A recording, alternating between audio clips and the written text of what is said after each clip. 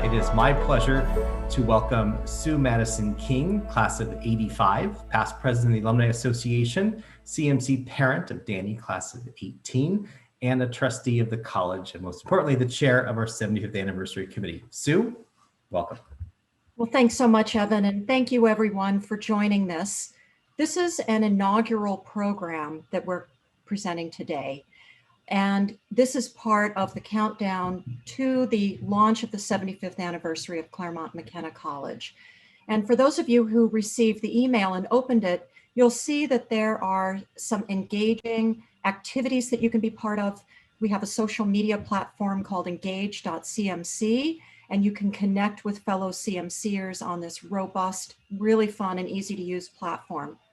We've also put some retro merchandise into the CMC supply shop.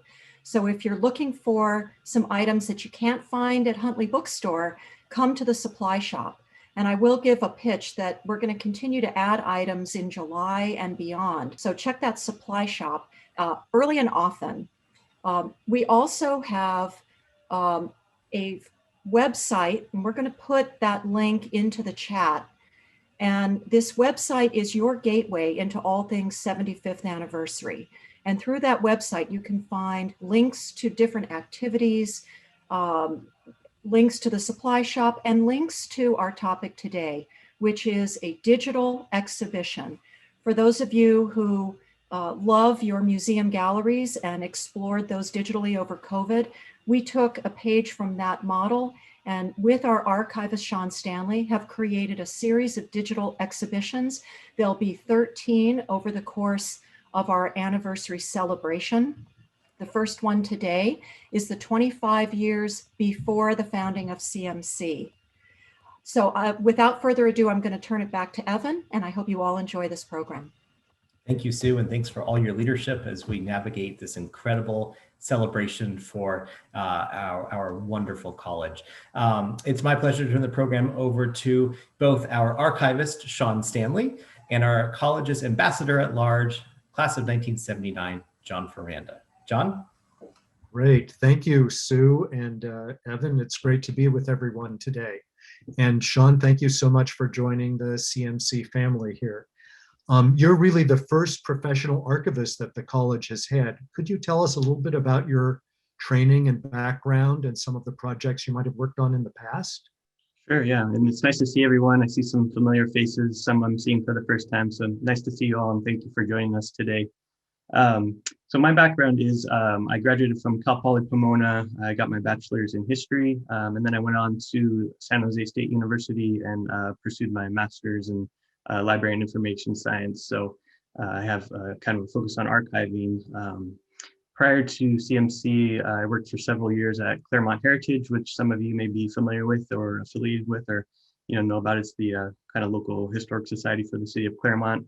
And I worked under a couple archivists there, and kind of applied my trade. And now I'm at CMC working through boxes and boxes of our historic archives, trying to get those, processed and open and accessible for research use going forward. And, especially with an eye towards our 75th celebrations, pulling key items that I want to include in these exhibitions. So that's kind of where I'm at the moment. Great, great. Thank you. Well, maybe this is a good time for you to share your screen and jump into how people can access this exhibition and show us some of the highlights that we can be looking for. Sure. So let me go ahead and share my screen.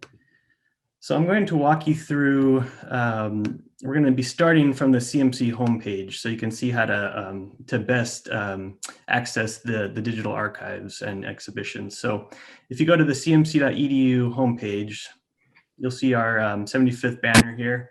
Go ahead and click on that, and that will take us into our 75th anniversary splash page, kind of countdown page we have here.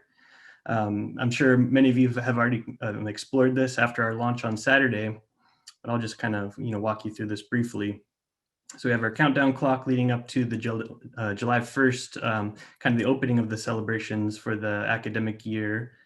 As we scroll down, we have a condensed version, kind of some timeline elements of the historic archive, which we'll actually come back to in just one moment.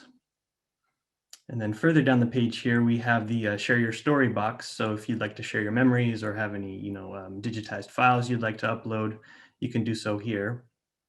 And then down at the bottom of the page, we have some of our social media posts, kind of building up and leading up to the July 1st launch. So these again cover kind of points each year and kind of the 75 years of CMC's history. And please, pause or stop me if I'm going too fast, and I'm happy to slow down or clarify anything as we're going through this. So back up to the middle of the page here, we have our exhibit. So we're going to go into this link here, preview the exhibit. And this will take us to, again, kind of a condensed version of what we'll see in just a few minutes on the Omeka site. So I won't spend too much time on this, but this kind of gives you basically a Cliff Notes version of what's to be included. So again, we have some timeline elements with some historic photos from the archives, tracing the history from Pomona College's founding in the 1880s, and leading us right up to the launch of CMC in 1946. So I want to encourage all of you attending today to come back and explore both this page and the Omeka site. If if you have some time there, you can spend hours in it. There's so much content and documents to go through. So I won't be covering all of that today, but I do want to give you just some highlights of these materials. And I do want to mention down here at the bottom of the page, this will be rotating as we continually add exhibitions in the coming months, but we have a preview of our next 4 exhibitions following this one. So in July, we'll kick things off again, looking at the first 10 or 15 years of Claremont Mckenna College, or Claremont Men's College as it was known at the time. And then in August, we'll look at CMC's transition to coeducation. September, we'll be looking at campus life over the years. So we'll be looking at some historic photos and, tracing some campus highlights and memories, activities, things like that. And then in October, we'll be taking a deeper dive, looking at the presidents of CMC through, it'll be some photographs, oral history interviews, different documents and things from the archives. So you can see an updated version of this every month. You'll see what's the next exhibition coming. So please do check back in and to get kind of that preview of what's to come. So now we're going to scroll back up to the top of the page here. And we'll want to follow the Visit Archive link. So this will take us to the Archives digital repository, which we'll do right now. And before we get into the exhibit itself, I do want to kind of just go over some of the functionality. So this is the Omeka platform, which we're using to build out the College Archives digital repository. What's unique about it and what's interesting and helpful is it allows you to basically showcase items from the archives, digitized items, and you can kind of showcase these materials with attached metadata. So we'll kind of look through those materials in just one second, but this is the homepage here. We'll have our featured exhibition rotating monthly. So currently we just have the one up, which is the founding of the Men's College in Claremont. Along the top navigation bar here, you can see a couple different tabs that you can explore. So we'll just kind of go through this briefly. We have, an about message about the digital repository, ways you can contact us. I have my email linked here. We also have the contact us page. So if you'd like to get in contact with the archives for any reason, feel free to reach out either to myself or use the contact us box. If it's pertaining to maybe donation of items, or if you have questions about the collections that are included on the digital repository, feel free to reach out to me and I'll be happy to get back with you and clarify any information that I can. So just to show you, clicking on this link will take you to the Contact Us page, which can also be found along the top navigation bar here. So before we get into the exhibits, I do want to just highlight some of these other tools. So Omeka allows you, as I mentioned, to upload items, digitized materials from the archives. And then in building the exhibitions, we're pulling these kind of singular items we have from this items page to build out the larger exhibits. So as we add additional exhibits and materials, the individual items will be included on this page here. So you can kind of go back and explore the individual items at your leisure. We also have a collections page, which basically takes the individual items and kind of organizes them into series, or basically buckets that we're collecting these like items together in. So for instance, we have a collection, solely based or solely for CMC related documents. We have another page here for, individuals from CMC. Could be, portrait photographs, things like that, yearbook photographs. And then the third collection we have currently are items related to the campus and buildings on campus. So I do want to implore you and encourage you to come back to visit this, while you have some free time, because there is a lot of history to go through, certainly. And then finally, we have the link out back to the 75th countdown splash page. So you can access that directly or return to that directly from the repository itself. Alrighty, so without further ado, we'll kind of jump into the exhibit here. So this page, as we add out new exhibits monthly, we'll have both the current exhibition and then past exhibitions included for browsing. So we just have the one again currently, but as we add more, we'll have them all laid out kind of in a grid format, so you can go back and explore exhibits as you wish. So let's go ahead and jump into the exhibit itself. So just a quick note as we're navigating, or as you come back and visit the page on your own, we do have the table of contents with kind of the exhibit pages here, so you can click directly to a page of your choice. And as we scroll through, you'll also see a navigation button at the end of the page, kind of a progress or forwarding button to the next page where we can kind of move through the exhibit. So each exhibit itself will kind of have this introduction page with a short kind of abstract. So for instance, this exhibit, we're focusing on, kind of the prehistory of CMC, focusing on the, a timeline of events that led to the founding of the college. And then we're kind of concluding right at registration day, which was September 23rd of 1946. So as we go through it, I'm not going to cover all the history, just because there's so much to go through, but I do want to just kind of, point out some of the highlights and functionality of the site itself. So as we're scrolling through, we'll come to the first kind of exhibit page itself. So in this first page, we're focusing on the founding of the city of Claremont and Pomona College. And the city of Claremont was largely founded due in part to the arrival of the Santa Fe Railroad coming through from San Bernardino into Los Angeles. It was one of several small towns founded along this route. So we've included some highlights from kind of this early history of Claremont, some early city, or I guess it was the town site at the time, not even the city of Claremont yet, but some early Claremont buildings. We have the Pacific Land Improvement Company, for instance, which plotted out the town, laid out, developed sites for purchase. We have the original Santa Fe Depot, which was built in 1887. So a train stop for visitors to Claremont. And then we have kind of a sketch here of the Hotel Claremont, which was built right at the founding kind of the town site, as a kind of to provide accommodations for prospective buyers who are visiting Claremont, coming out to kind of survey the land and stopping off on the railroad route. Now, unfortunately, there was a land boom in 1887, and by the following year, that land boom kind of went bust. So it kind of ground the town site to a halt. So there was some fear that Claremont itself would be kind of a ghost town before it even really got started. So this is kind of where Pomona College comes into the story. Pomona College was also founded in 1887. Its initial classes were held in kind of a temporary facility, a 5-bedroom cottage known as Eyre Cottage down in Pomona. So you can see an image of it here.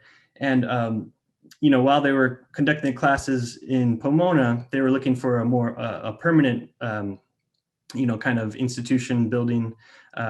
So they were initially going to build and have Pomona College be situated in Piedmont Mesa, which is in northern Claremont. That project fell through, and at the same time, the Hotel Claremont was largely abandoned. So they worked out a deal where Pomona College was able to move into the abandoned hotel. It became Pomona College's first academic hall. And you can see it here again, Sumner Hall. So this is later in 1894. But, it really worked out great. And it's, largely the reason that, Claremont was able to survive those early years was the moving of Pomona College into the city. So again, we just have some individuals affiliated, some key individuals affiliated with the history of Pomona College.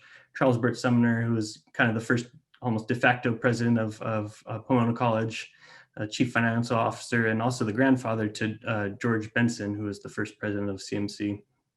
And then James Blaisdell, we've also included.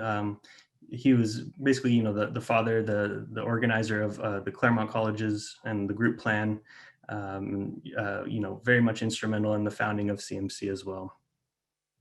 So certainly, I do want you all to come back and read through all of these items and narrative text while you have some time, because I know I'm going slightly quick. So the second page here, we're focusing on the establishment of the Claremont colleges, as it was known at the time, without the actually. And also, this is around the time when the first proposal of a men's college was introduced. So just included some interesting things, like, for instance, we have this early Pomona College group plan. So it was referred to as the Pomona colleges before even Claremont colleges. So we have kind of architectural rendering, a sketch of what, consortium and some facilities might look like. Obviously it doesn't look exactly like this, but it's interesting to see kind of the phases that it's gone through over the years, especially in the founding phase. So just browsing through these items. Oh, one thing I should mention while we're here too, is that within the exhibit itself, you can click on individual items and you can explore these in the item page. So I mentioned the items tab above previously along the navigation bar here, but you can explore the individual items in more detail. You can zoom into items. If it's a document like a PDF, you can go through and read the entire document.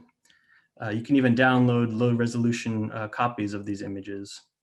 And again, we have some of the affiliated metadata with it. So this would be more from a research perspective. It has a subject, description, dates where we have the date for a certain resource.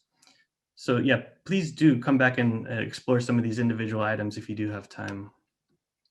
So we'll just take it back to the exhibit here. So just briefly going through this page, we've included the articles of incorporation of Claremont colleges. So like, for instance, this PDF document, we have the PDF reader embedded in the exhibit itself, and you can go through and, you can go through and scroll through the entire document and read through those materials as you'd like.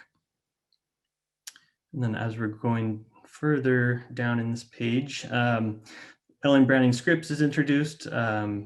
She was a founding trustee of the colleges as well, donated 250 acres of property, for the founding of the colleges, and was also, her namesake was given to the first college that was founded after the Claremont colleges, which was Scripps College for Women, 1926. So I've included some historic construction photos from the period. Won't go through all of these currently, but right after the founding of Scripps, there was a lot of momentum, and the trustees and board of fellows of the colleges really wanted to found a third college. So this is where kind of a balancing proposal for a men's college was introduced. And it looked like it had started to gather some steam and momentum. So we can see some of the planning documents that we have from about 1928 to 1930, some different curriculum documents where they're kind of working out the curriculum, how many years the college would be. There was initially it was, there was a call for a 4-year college. And then, it was kind of back and forth between 2-year college with a 3rd year for a master's degree. So you can kind of see some of the different ideas that were being kicked around early on. And unfortunately, this momentum kind of waned with the stock market crash and the Great Depression, and it really, kind of put the founding of the men's college, ground it to a halt, unfortunately. Although, as we'll see in this next page, the idea wasn't totally lost. So this next page here is a focus kind of on the Depression era and the second attempt at founding a men's college in Claremont. So again, we kind of examined some of the reports that came about during this time. I do want to mention the Bixby Smith House, which later became the Story House, which we'll see, was identified during this period as kind of the central facility, or the central location that the new college would be built around. And then I do want to mention Russell's Story, who came into the fold at this point. He became president of Claremont Colleges in 1937, and he actually died prematurely, unfortunately. But he was a great champion in keeping the dream alive over the Depression era. So I did want to mention him. And then again, just browsing through, we have some materials that were published during this time, 1938, a series of 9 pamphlets kind of outlining the goals of a men's college, its feasibility, and kind of some plans for the future were all outlined in these documents. So in some of these PDF readers, you can open them up in presentation mode, so you can kind of browse through the documents themselves. Or if they don't have the PDF reader, you can click on the individual documents themselves, and that'll take you to the item page again, where you can browse through the entire document. And then, yeah, we just have some additional materials kind of from the Depression era, 38 and 39. We have the Green Lights Ahead brochure, which was specifically created, to solicit a founding gift for the men's college. Again, some kind of statements of objectives and curriculum, which I'll have you read through as you come back and revisit the archives, or the exhibit, I should say. And then I do mention in 1941, the colleges received a grant from the Rockefeller Foundation, which allowed them to bring Drs. T.V. Smith and Arthur Morgan out to Claremont to visit. They talked about what they liked about the colleges. They made reports back to about the feasibility of the institute itself, and this was all kind of in effort to increase fundraising on the East Coast. So we just have a short article here advertising Dr. Arthur Morgan's visit to Claremont, and then we do have their written statements along with some statements from Russell's Story, published here, which you can read through. So moving on. So again, there was some momentum right up to 1941, and then with the outbreak of World War II, that again kind of halted the plans and kind of delayed the founding another couple years.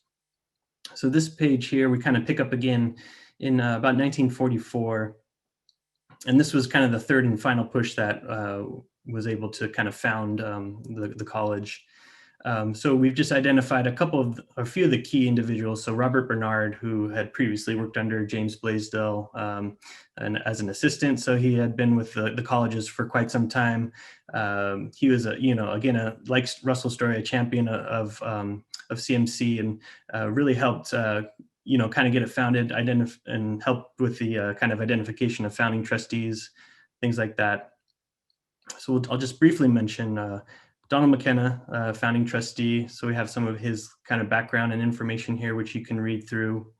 And Russell Pitzer also was a second kind of founding trustee.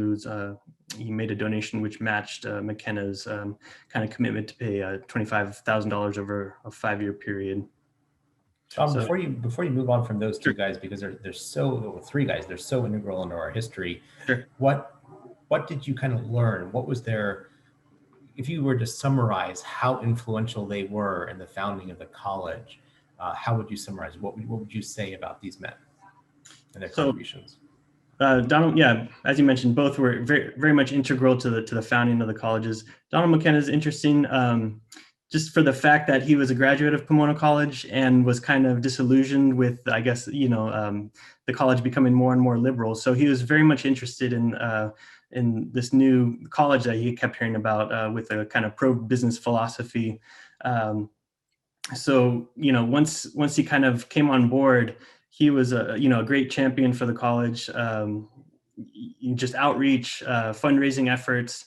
And then Russell Pitzer, he was a notable Claremont figure, a notable citrus rancher himself, also a graduate of Pomona College. So it's interesting to see kind of all of these Pomona College grads, coming back to Claremont, but, not necessarily supporting their alma mater, but, supporting this new college that, maybe aligned more with kind of their interests as they kind of moved on from Pomona College.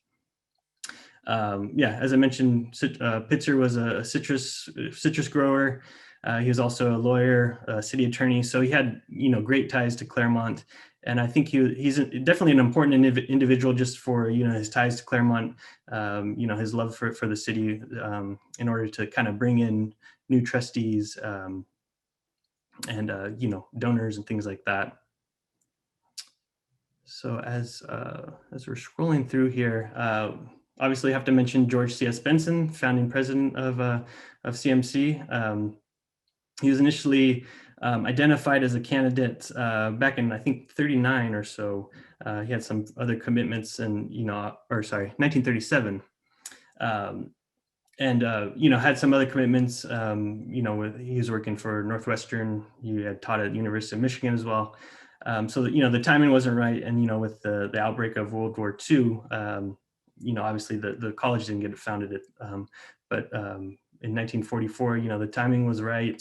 He was interested in the position. So he actually came out to Claremont, founded or helped, really get the men's college started. And I'd be remiss if I didn't mention Mabel Benson, George Benson's wife, who was an equally integral and important figure in the founding of the men's college. In addition to teaching at Pomona College prior to CMC's founding, she helped draft, initial course catalogs, assisted with student recruitment and admissions. And as we move on to the next page, which we'll see, she was also a faculty member for a short period at CMC.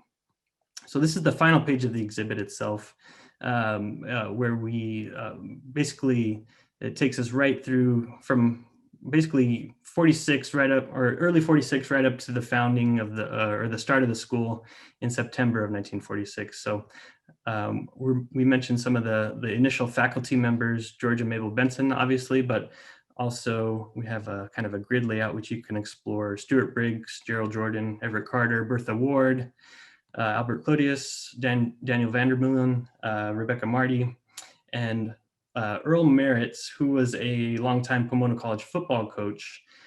He helped with physical education early on and also was the coach of the joint Pomona and CMC athletic teams, along with Eugene Nixon and Robert Streel. So, and just walking through this quickly, we have the initial announcement and course catalog, which you can explore further, some of the initial courses offered. So you can feel free to go back and explore that at your leisure. And we just have some other interesting items here from 1946, an announcement right from 1946, and then just some photos here of the early campus buildings. So I mentioned the Sarah Bixby Smith House became the Story House, named in honor of the late Russell Story. So initially this was the college's only kind of permanent building at founding. So it was transformed kind of into a dormitory for non-veteran students. It also included kitchen and dining facilities for the entire student body. And again, as I mentioned, it was named in honor of the late Russell Story. We just have some additional images here. And we'll include some of these early buildings in our next exhibit as we examine the kind of the first 10 years of the campus. But I did want to mention these veterans housing units. Some were constructed, some were brought in from military bases down in Santa Ana as kind of temporary structures, housed, classrooms, offices, the library. So these arrived on schedule and they were ready to go in August of 1946, but there was a slight delay in getting the buildings hooked up to electricity and wired for plumbing, or sorry, excuse me, hooked up to plumbing and wired for electricity.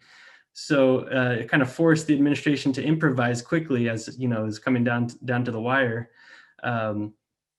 So Robert Bernard and Gerald Jordan were able to secure the use of a couple rooms in the basement of Bridges Auditorium, which we can see one of these iconic images down in the basement. So these rooms were used for recreation facilities, dormitories, and classroom facilities as well. So to make it feel, you know, not like a basement so much, some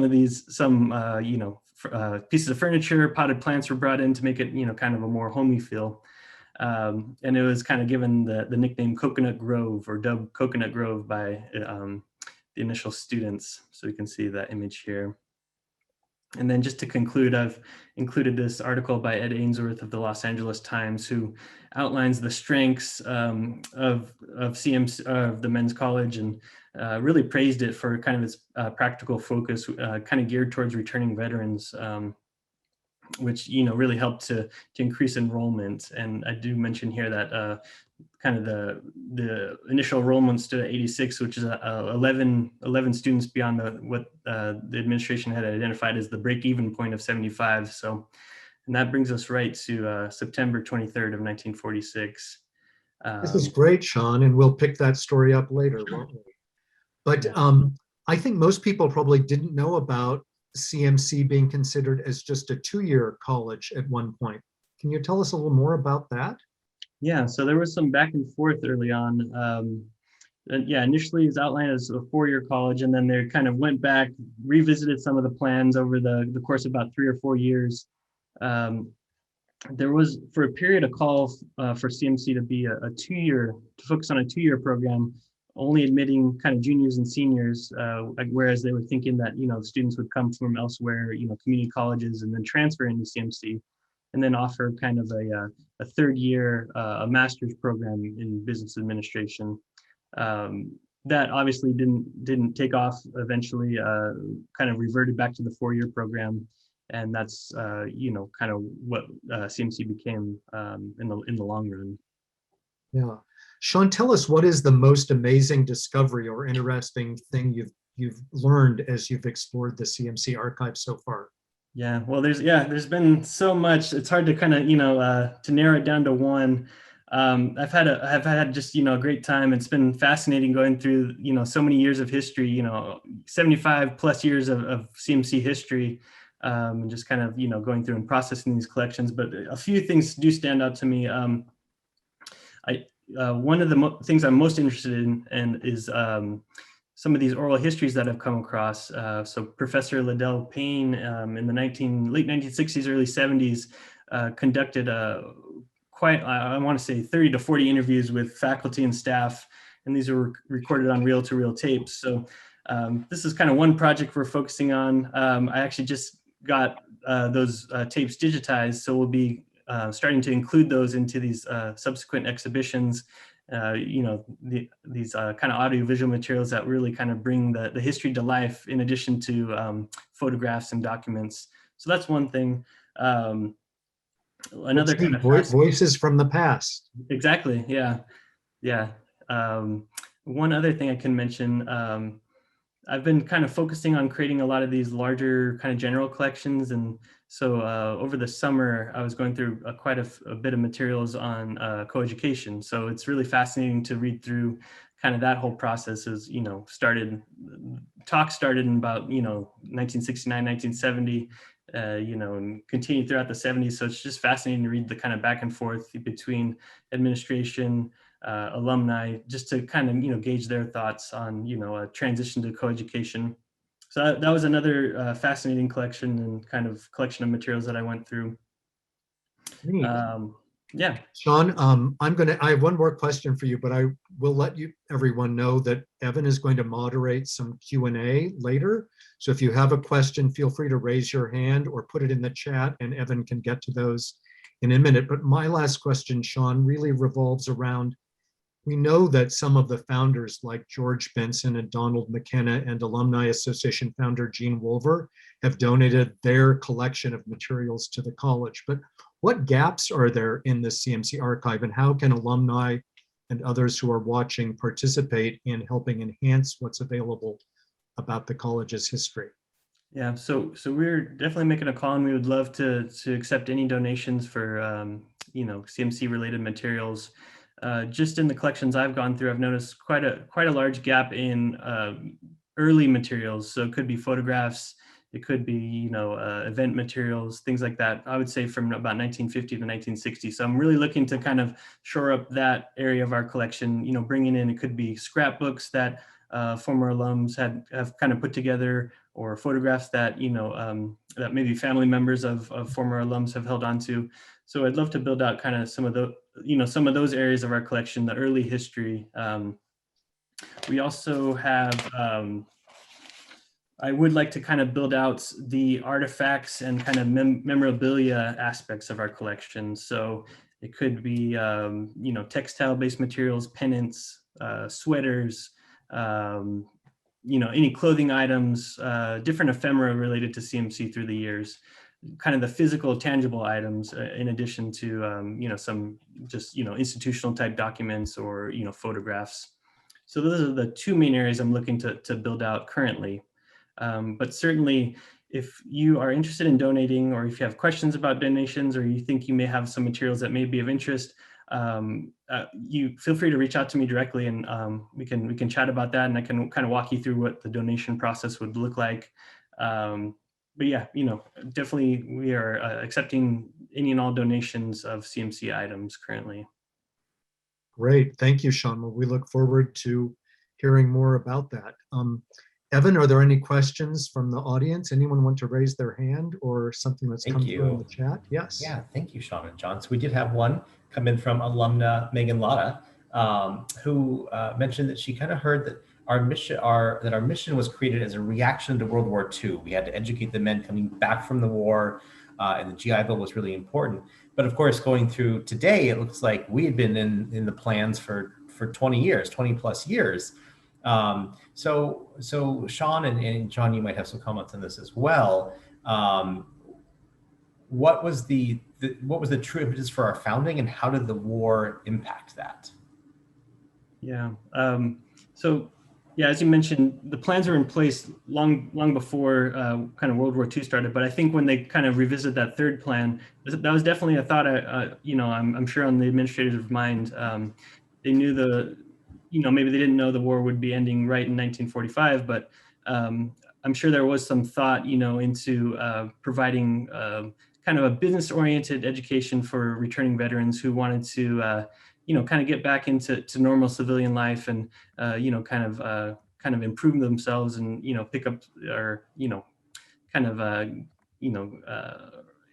gain an education, and kind of just return to some semblance of normalcy. And John, I don't know if you had any tidbits you wanted to throw in as well. I just imagine that part of it is George Benson, who was so important in this, and his role in the Army in the Second World War was civil government. So he went through North Africa and Italy and places, and he'd go to a different city every week, a little town.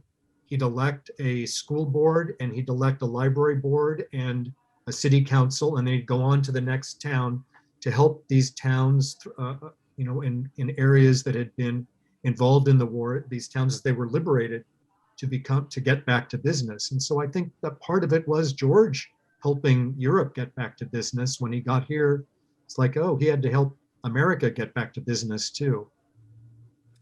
Do you, actually a nice follow-up for Megan's question, do you believe that our emphasis on political economy, on politics, international affairs, the professions, that was always in the works since the 20s? Or did that come about really because of World War II? I think that was always kind of in the works, kind of a focus on, political economy, business administration, those things. But I think, so it's just kind of a continuation of the planning that was begun in the late 20s or so. So hopefully that kind of clarifies. I think some of the documents, yeah, as you read through some of those documents, I think on that second page of the exhibit, you'll see that a lot of the curriculum and kind of the areas of focus were in place early on. There's just kind of a change, between the 2 and 4 year programs. Mhm.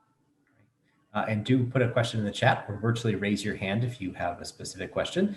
We had one come in about Russell Pitzer. And I think, he's not as well known of a founder as people like Mckenna or Benson, in part because there is a different college in Claremont with his name on it. And we had a reaction from someone amused that Russell K. Pitzer wanted to start a new college because Pomona was turning a little more liberal. So what are your thoughts on Russell Pitzer? I know maybe you haven't read too much up on Russell, but on his contributions both to CMC and then also, and maybe this is for a later exhibit, Pitzer College, and how he's influenced both CMC and maybe Pitzer as well. Wow, yeah, that might be something I'd have to revisit. So Sean, I would say that the big connection with Mr. Pitzer was George Benson and Don Mckenna, right? And George Benson was a very giving president. He really believed in the group plan. George was the father of Harvey Mudd College. He wrote the prospectus for it and got it going. And he also, George Benson, conservative man though we know he was also the founder of Pitzer College. And he basically convinced one of his biggest donors, R.K. Pitzer, to help fund Pitzer College and to get it started. Just as he had talked to the Mudd family, the Mudds were founding donors to CMC, but the Mudd family, why don't you help me get a new college started in Claremont? So anyway, I think George Benson really was the impetus for founding both Pitzer and Harvey Mudd. And Pitzer and Harvey Mudd both are colleges kind of based in their time of founding. The space race was the impetus for Harvey Mudd College, and some of the social activities and unrest of the 60s were part of the founding of Pitzer College. Thank you both. Ken Stokes put a question about our name. A side note, our name changed, I think, more times than any of us thought it did, from Claremont College Undergraduate School for Men to Claremont Undergraduate School for Men to Claremont Men's College to Claremont Mckenna College. So glad we don't have an identity crisis now. But why do you think men's was used in the name? Scripps doesn't have women's in the name, and few other colleges out there have the gender in the name. Why do you think we had it in our name? So I think we'll kind of cover that a little bit in the next exhibit. But I think it was just, I'll have to kind of do some further research, but I think like initially, I'm forgetting the donor's name, and John, maybe you could help me out. There was a woman donor who came into the foray about 1946, and she didn't want her name affiliated with the college. So I think they were Mrs. Clark. Exactly. So I think they were kind of playing around with different options, and being a men's college, I think they kind of just settled on that, Claremont Men's College, it says exactly what it is, basically. Yeah, I think Scripps didn't need women because Scripps had the name Scripps. We couldn't be Claremont College because there already was a Claremont College. So we had to be the Claremont Men's College without a donor name. Okay. Excuse me, can I? We have a question from Tim Galbraith here. Other than GI Bill incentives, what other financial incentives were offered to the first entering class? So maybe we'll even broaden that a little bit. Talk to us about the finances and what was available, and maybe what that $80,000 or $88,000 kind of went to at the beginning. Well, yeah, that's a great question. So just to be frank, I'm still kind of learning through the history a little bit. I'm hoping maybe John can field some of these. So basically that first $88,000 was used to get the college started and hire George Benson. Don Mckenna's theory kind of was, once we hire the president, then the rest of it is the president's problem. We will hire someone who can go out and raise money.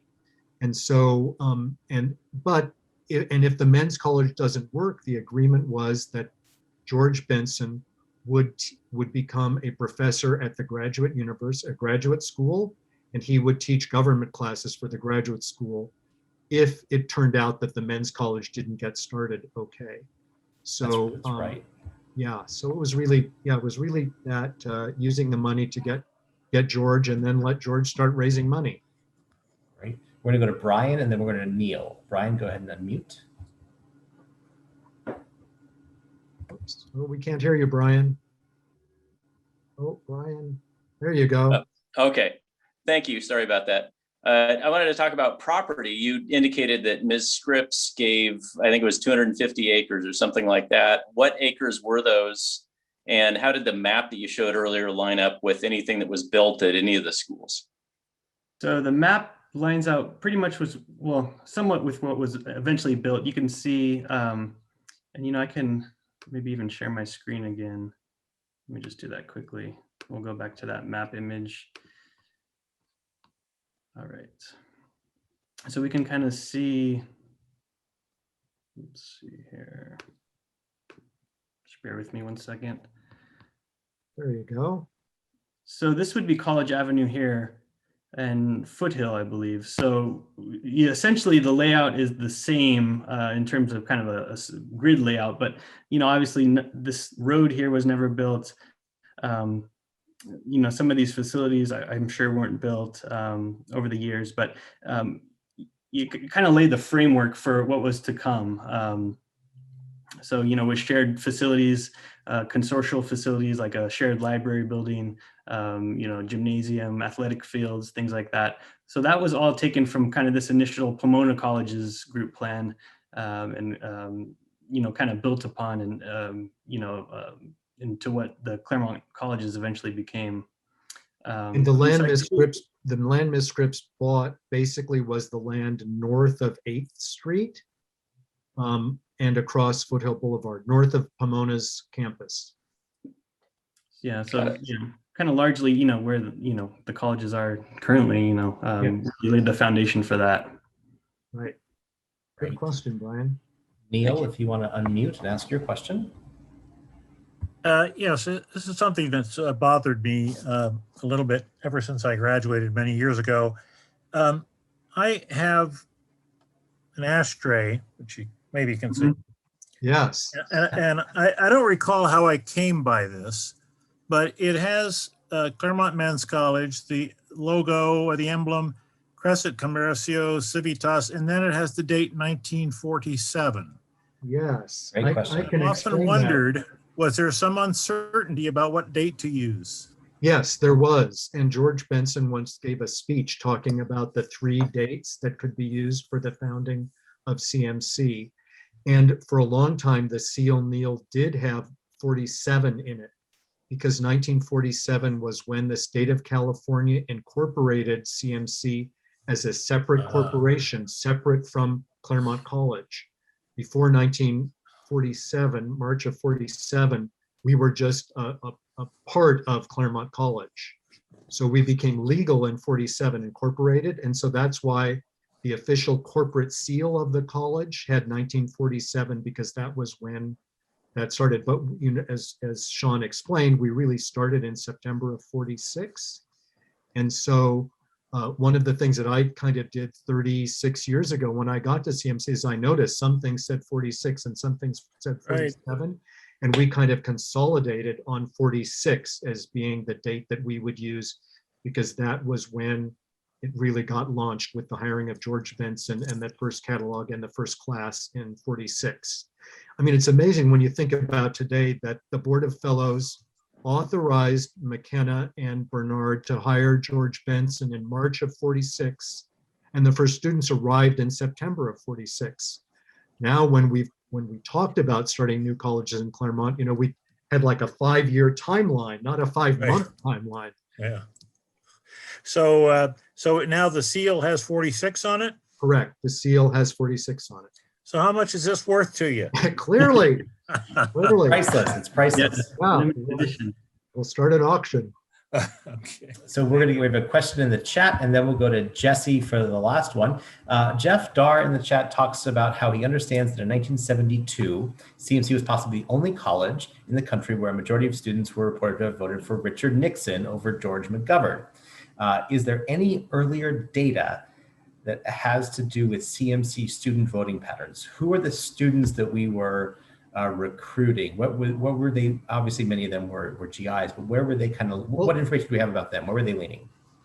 Oh, hello? I was going to say Ward Elliott may have some answers to us because he's really the one who's tracked student voting patterns over history. Sean, have you seen anything yet about student voting patterns? No, I haven't come across those statistics or data yet, but certainly I'm sure we have figures that I'll be going through in the coming months as I go through the collection boxes. Professor Elliott, do you know anything about voting patterns in the 50s and 60s? No, my oldest record is the 1972. Oh, okay. When CMC was more liberal than the rest of the country. Something like 48% of them preferred Nixon and 40% of them preferred McGovern. I've got something written on it, which would be nice to add to the archives, and could send Neil, if he wants, a copy of it. Oh, I think it was Jeff Dar who was asking. Yes, Jeff asked that. Yes. Okay. So it's there. maybe Jeff, you and Professor Elliott can get together and talk about this. And maybe if you find something good, we can put it in one of our future exhibits. May I speak for a moment? Absolutely. Okay. Anything, is that the end of that question? We're going to go to Jesse next. Anything else, John? No. Jesse? All right. Jesse, go ahead and ask your question. Better unmute first. Unmute. All righty. There you go. In answer to Dr. Elliott, he remembers I had him. In the program, I was a historian for the United States Army Command and General Staff College, and I brought up many of the interesting things about Claremont Men's College and how we integrated our educational system with the military. And there's a program that's never really emphasized that Claremont was involved in when they talk about racial equality, called the Program of Special Directed Studies, when they actually went out into the environment. And many of us who got higher degrees, doctorals and masters, were never included in the history, nor were we included that we had the highest minority through the ROTC program when the bombing occurred with Reagan. I have those statistics, as he's talking about. It's also on the internet. I gave it to the fellow presidents that were there of CMC, which I was ignored. But I'm telling you that it's there. The facts are there. And the hard part about it, when they say CMC was never racially, but we were the province. We were the first pilgrims. I have pictures of the steps where we have the Black Student Union and also the Panthers giving a conference right at the first opening of the cafeteria. So those people that say we weren't equal, being myself, an American Indian, Native American, whatever you want to call me these days, and a retired lieutenant colonel during the Vietnam era, I also asked them, how come the 100th anniversary of the ROTC, we didn't call back our officers who served and were veterans that are from VMC? And when you say about the men's college, during my research for the military, it was originally the men of honor. And this.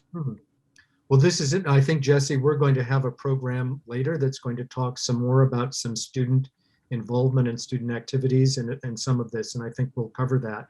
And we did celebrate, interestingly enough, the ROTC program's 100th anniversary a couple of years ago, which, how could a college that's not yet 75?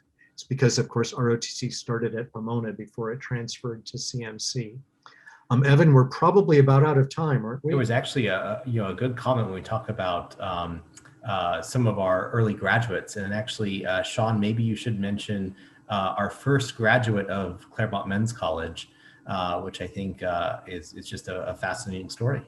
Yeah, so that's Peter Manfu Yu, I think you're referring to, the student from Hong Kong.